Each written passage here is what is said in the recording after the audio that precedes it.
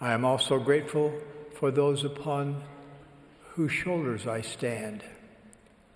It has been my privilege to serve in the quorum of the 12 apostles for 34 years and to know personally 10 of the 16 previous presidents of the church. I learned much from each of them. I also owe much to my forebears.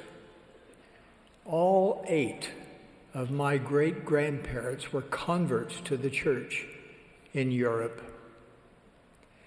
Each of these stalwart souls sacrificed everything to come to Zion. During subsequent generations, however, not all my ancestors remained so committed. As a result, I was not raised in a gospel-centered home. I adored my parents. They meant the world to me and taught me crucial lessons. I cannot thank them enough for the happy home life they created for me and my siblings. And yet, even as a boy, I knew I was missing something. One day I jumped on the streetcar, went to an LDS bookstore to find a book about the church. I loved learning about the gospel. As I came to understand the word of wisdom, I wanted my parents to live that law. So one day, when I was very young, I went to our basement and smashed on the concrete floor every bottle of liquor.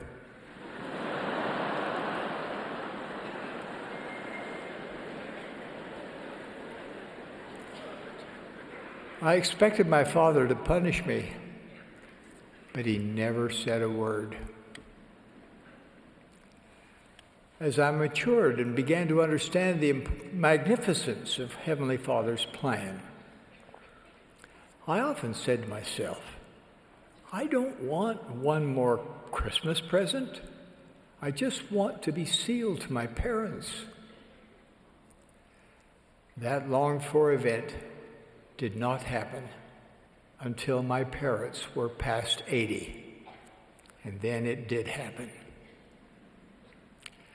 I cannot fully express the joy that I felt that day, and each day I feel that joy of their sealing and my sealing to them. In 1945, while I was in medical school, I married Dancel White in the Salt Lake Temple.